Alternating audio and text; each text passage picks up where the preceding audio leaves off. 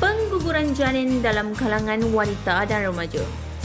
Seperti yang kita tahu, pada umumnya pengguguran janin dianggap satu perbuatan yang salah. Namun, hakikatnya pengguguran bayi terbahagi kepada dua sebab, iaitu sebab yang diharuskan dan sebab yang haram untuk pengguguran janin tersebut. Kita mulakan dengan definisi pengguguran bayi. Apakah yang dimaksudkan dengan definisi pengguguran bayi? Okey.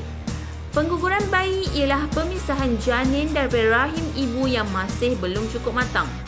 Ini bermakna pengguguran bayi ialah doktor ataupun pakar perubatan mengeluarkan bayi yang masih belum cukup sifat daripada kandungan wanita. Di sini kami akan beralih kepada konsep permasalahan. Konsep permasalahan ini kami fokuskan kepada makna pengguguran mengikut perundangan dan agama Islam. Terdapat pengguguran yang berbeza daripada segi makna dan fahaman. Makna yang pertama ialah pengguguran yang salah di sisi undang-undang. Dan yang kedua ialah pengguguran yang dibenarkan oleh agama dan perubatan. Pengguguran yang dibenarkan oleh agama dan perubatan ini telah dikaji dan telah diharuskan untuk menggugurkan kandungan tersebut oleh sebab-sebab yang tertentu. Bagi menghuraikan dengan lebih lanjut faktor dan mengapa pengguguran itu boleh dilakukan. Terdapat dua faktor pengguguran yang sah di sisi undang-undang. Pengguguran bayi yang pertama disebabkan oleh wanita yang mempunyai rahim yang kecil. Wanita yang mempunyai rahim yang kecil tidak mampu untuk menampung tumbesaran bayi. Apabila tumbesaran bayi tidak berlaku dengan baik, maka ia akan menjejaskan nyawa bayi dan ibu mengandung. Yang kedua ialah kecacatan bayi semasa dalam kandungan. Kecacatan bayi semasa dalam kandungan diharuskan untuk dibuang. Hal ini dikatakan demikian kerana apabila tumbesaran terus berlaku di dalam kandungan si ibu, ia akan menjejaskan kesihatan ibu itu sendiri. Seterusnya, kita beralih kepada pengguguran yang menyalahi undang-undang. Pengguguran yang menyalahi undang-undang juga terbahagi kepada dua, iaitu pengguguran akibat daripada sikap sambil lewa ibu bapa. Kini, ibu bapa lebih mementingkan kerjanya berbanding dengan memberi kasih sayang kepada anak-anak. Mereka menganggap apabila memberi kasih sayang kepada anak-anak dianggap satu perkara yang remeh. Duit adalah segala-galanya dan kasih sayang adalah kepentingan yang kedua. Hal ini menyebabkan anak-anak mencari kasih sayang itu di luar bersama kawan-kawan sehingga berlakunya perzinaan. Okay, seterusnya kita beralih pada pengguguran akibat seks luar nikah. Pengguguran akibat seks luar nikah ini adalah sering berlaku dalam kalangan remaja. Hal ini dikatakan demikian kerana banyak kes pembuangan janin berlaku sehingga peratus pembuangan janin bayi yang pramatang semakin tinggi di dalam negara. Seterusnya kita akan pergi melihat apakah kesan-kesan permasalahan kepada diri dan orang lain. Yang pertama iaitu kesejahteraan mental terjejas.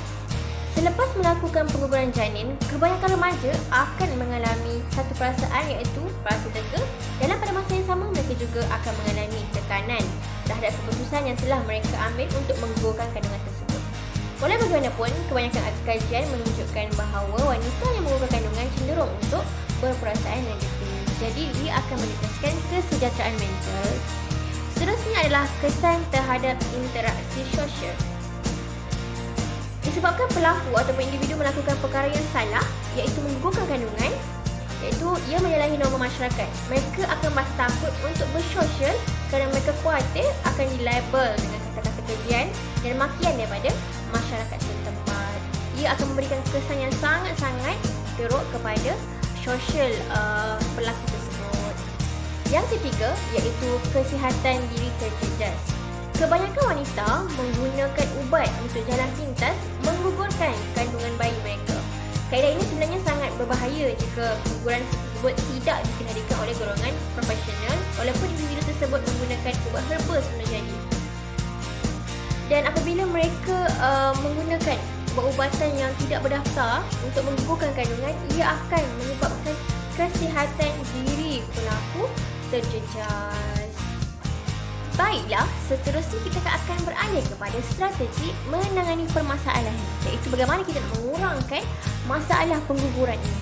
Yang pertama, melalui pengharaman pil ubatan pengguguran yang tidak berdaftar. Hal ini kerana apabila pihak Kementerian Kesihatan mengharamkan pil ubatan pengguguran yang tidak berdaftar, ia dapat mengurangkan remaja atau wanita mengambil ubat-ubatan seperti ini untuk tujuan pengguguran. Yang kedua, pendidikan seksual. Pendidikan seksual adalah sangat penting supaya remaja dapat mengetahui kepentingan institusi perkahwinan, kekeluargaan serta peranan dan tanggungjawab ahli keluarga. Remaja juga akan mempunyai kesedaran tentang etika dalam menjalinkan hubungan antara berlainan jantina agar tidak terjerumus dalam kancah perzinaan yang menghasilkan hamil luar nikah. Dan masalah pengguguran ini pun juga akan berkurangan bila adanya pendidikan seksual. Yang kedua, peranan institusi kekeluargaan. Peranan institusi kekeluargaan ini adalah di mana adalah sangat penting bagi menangani dan mengatasi permasalahan aktiviti tidak bermoral seperti menggugurkan kandungan. Hal ini katakan demikian kerana ibu bapa adalah orang yang paling berpengaruh dalam mendidik anak-anak. Yang terakhir iaitu pelaksanaan undang-undang yang tegas. Pelaksanaan undang-undang yang tegas adalah satu strategi bagi menangani dan mengatasi masalah pengguguran secara haram di Malaysia. Di Malaysia, penggunaan janin adalah menyalahi undang-undang di bawah Akta 574 Kanan Keseksaan Pindaan 1997. Jadi, keempat-empat strategi ini dapat mengurangkan masalah pengguguran yang berlaku dalam kalangan remaja maupun wanita. Untuk analisis kajian, di Malaysia terdapat satu peruntukan yang khusus bagi mengawal aktiviti pengguguran. Yang kedua, pengguguran bayi tanpa mengikut indikasi perubatan adalah bertentangan dengan kod etika amalan profesional oleh Pertubuhan Perubatan Malaysia. Yang terakhir iaitu kebanyakan kes pengguguran biasanya berlaku disebabkan masalah keterlanjuran. Untuk pesanan kepada orang lain, sebagai seorang manusia haruslah berfikir sebelum melakukan sesuatu perbuatan yang melanggar norma dan perundangan. Hal ini demikian kerana apabila kita melakukan sesuatu perlanggaran ataupun kita melakukan sesuatu tindakan yang tidak bermoral, ia akan menjejaskan diri kita dan juga orang lain. Mulanya kita dapat melihat bahawa terdapat pelbagai faktor yang membawa kepada individu melakukan perbuatan pengguguran secara haram. Perbuatan ini secara asasnya adalah satu jenayah menurut undang-undang dan haram menurut perspektif Islam.